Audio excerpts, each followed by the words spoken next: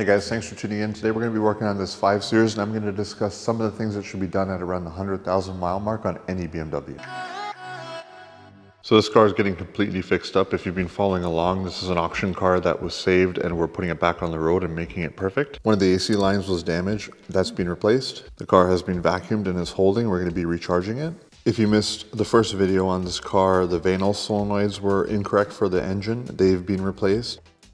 The engine cover has been replaced with good foam. This little foam insulator has been put back in place. The rubber inserts in here. There's a couple little bolts missing, rubber clips. Anything that I could find that was going to be problematic or missing has been replaced. Now I have an update with regards to how the car drove after the test drive in the last video. If you notice right here where the laser is pointing, there is a bracket. It was missing on this car. We didn't realize it until we were driving and you started to hear compression loss. It was just pumping as if you had a blown out spark plug. This was the casualty of it. If you see this injectors all melted. So got back to the shop and then I actually have some extra injectors that were brand new, EU5s. We verified via ISTA that this car takes EU5s. Put them in. It was a little finicky to install with that bracket, but just something seemed a little bit off. I was working with Joel from Raleigh Motorsports. He's been coming out and lending a hand, very helpful guy and been running around getting parts. So a huge shout out to him. I'm going to put a link to his Instagram if you guys want to give him a follow. If you notice where the laser is pointing right now, you'll see that the injector has a bit of a rounded shape. I'll put a picture up real quick. Now the EU5s that we're putting in had the square shape to it. So you could get them to fit, but it just didn't seem right that it would be so hard to get the bracket around it. Put them in and the car ran all right, but didn't run perfect. So we did some research and actually found that these injectors are different on the early model N55s. So there's actually a production date that crosses over. You can't mix them up. So be conscious of that. If you have one of these early N55s, you want to make sure that you have EU5s, but not only just EU5s, you got to make sure that they are not the rounded type, which would be up until late 2010 production. Then they changed in early 2011. So that'll probably apply to almost every N55 that is in an E90 and some of these early F10. That's just a quick caveat that I want to put in there in case you guys have one of these cars. Now we're going to talk about the maintenance that I would recommend. If you're going to do anything at around the 100,000 mile mark, I'd recommend this first. I've already made a video on it actually. This is the Mickey Mouse coolant flange. Just while working on the Vanel solenoids on this car, I lightly touched it with my hand and it fell apart. So I put in one of my stock plastic ones, but we're going to upgrade to this to make this car reliable down the line. So I'm basically going to do things in the order in which I'd recommend you do it and show my work in the video as well. So be ready with a drain pen underneath your car. You're going to lose a bit of coolant when you go after this. That is normal. There's going to be two 10 mil bolts to undo.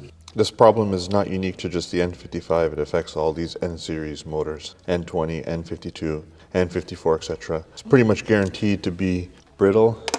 It could leave you stranded at around 100,000 miles. And I've already covered this in detail, but I just want to summarize it again here in case you're new to this. If I was going to do anything on one of these used cars, before anything would be this. I put a bit of silicone grease on that O-ring so it'll slide in easy.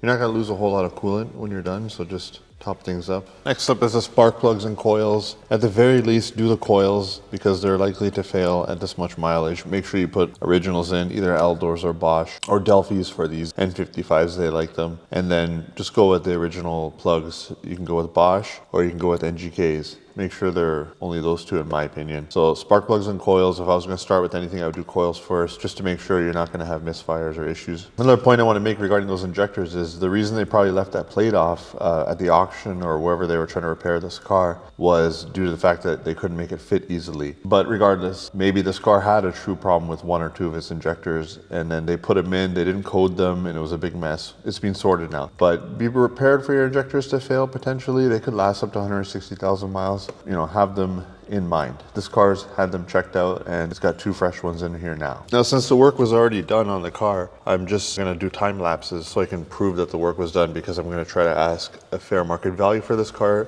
based on all the maintenance you could ever need done for you. That's what I wanna do with the cars that I move through this shop. Fix them up, but also make them where they're ready to roll for many miles. So that'll involve O-rings here for the oil cooler if you have one, your oil filter, housing gasket. I'll time lapse through that right now.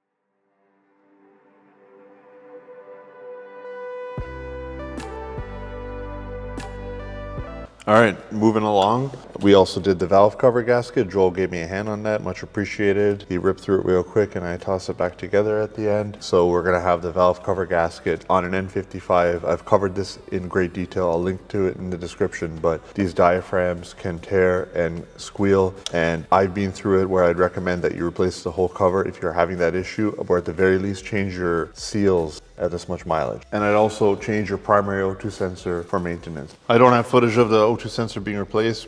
It just looks like it was done before I got the car.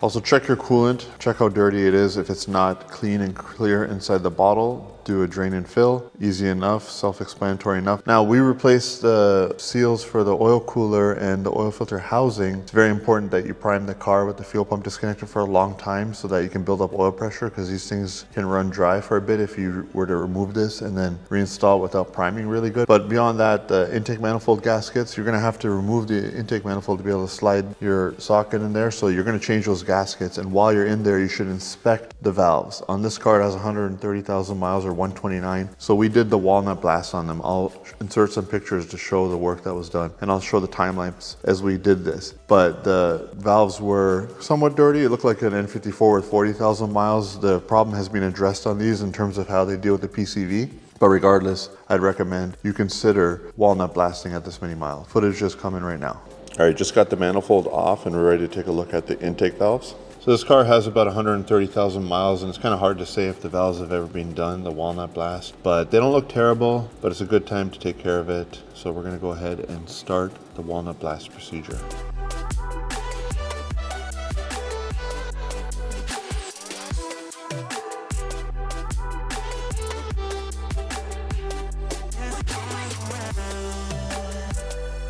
As you can see, the intake valves look great now. They're all fresh and the ports are in good shape as well. There's one piece of maintenance that this car could use. After 100,000 miles, even the N55s could benefit from a walnut blast. They weren't too bad, but at the same time, noticeable enough that it would change the way the car runs. At the bottom, we have the sway bar bushings that are worn out. They were knocking, so those are being replaced.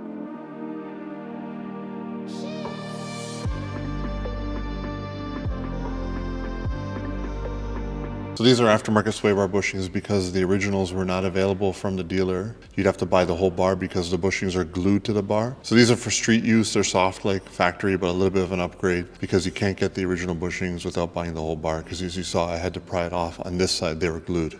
I'll put a link in the description for these if you guys have an F10, you want to replace your bushings without changing the whole bar. One of the tires had a crack on the sidewall, so it got a new tire. Now, without question, you're going to need a belt at this many miles, and recommend you stick with OEM. I'm going to put a link in the description to all the parts I discussed, by the way. But go with the Continental belt if you can. I'm going to put it on this car. It's due. To get the belt off on one of these, you have to remove an AC line bracket. There's a bushing that goes through and kind of stops you from getting the belt out. So I'm going after that right now. Now's a good time to check the idler pulleys and anything that can spin. Make sure it's quiet. This car sounds pretty quiet, but you should be prepared to potentially replace idler pulleys depending on the mileage you're tackling this at. But you'd probably hear it before anything.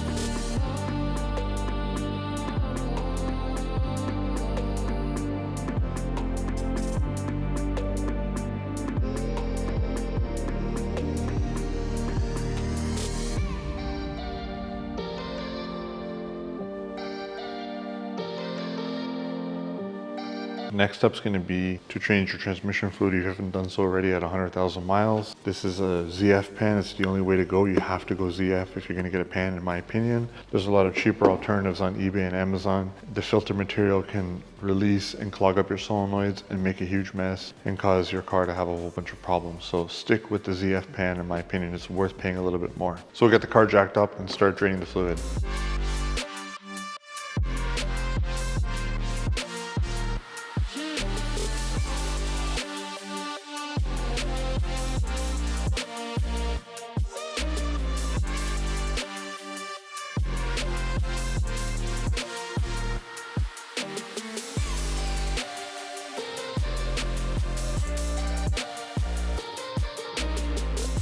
So this was just a quick synopsis with a little bit of time lapse showing you what to expect if you want to tackle buying a car about 10 years old or 100,000 miles. If you want to catch up on the maintenance, what would be required, primarily for the inline 6 motors, but it would apply to other BMWs as well. 3 Series, 2 Series, you name it. Now, for this car in particular, one of the only other things we got to do is the brake fluid for maintenance, but that comes up every couple of years and you can't get to 100,000 miles before you deal with that. But also, what I would check at around 100,000 miles is the passenger side engine mount. That's going to be done on this. We'll probably do it off camera. Maybe I'll sneak it in a future video. But the engine mount on the passenger side needs to be replaced. They're not super expensive or hard to get to. On a car with around 100,000 miles, it's probably going to be time to do it. If you guys have been enjoying this series, I can tell you what to expect next. If you look at that hood, you'll see it's been 50-50'd and one side looks a lot better than the other. That's going to be the next video. It's going to be on detailing of this car with Joel from Riley Motorsports. Then we have all these interior bits to refresh to make the interior in perfect condition.